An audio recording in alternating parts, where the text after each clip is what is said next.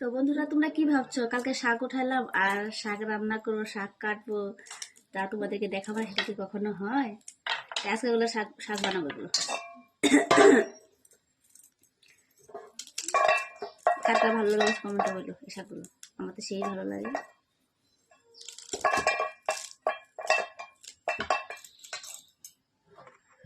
খালি বল মা কি হচ্ছে? মা কি বানতেছ? দেখিস না কি বানাইতেছি? পুরি বানাইতেছি।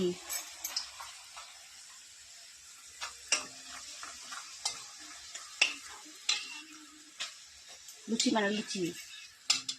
কার জন্য? কুত্তার জন্য। বন্ধুরা, যেহেতু শাক বানাবো তাই দিয়ে দিচ্ছি, দেখো, লঙ্কা, পেঁয়াজ, রসুন।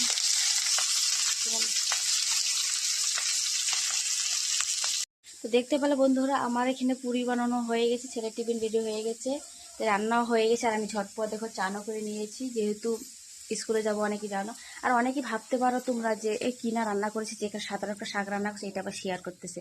কারণ কি জানো, যেহেতু তোমাদেরকে আমি ফ্যামিলি ভাবি, তাই ভাবি সব শেয়ার করি। এই দেখো আমার শাক, আলু দিয়ে শাক করলাম। তো এরকম আলু দিয়ে শাক কার কার ভালো লাগে অবশ্যই বলো। আর যেহেতু সবসময় তোমাদের শেয়ার করি, ছোটো মোটো সব কিছু তোমাদের শেয়ার করলে না আমার খুবই ভালো লাগে, আনন্দ ভোগ করি। বন্ধুরা, পাশে আসো, পাশে থেকো,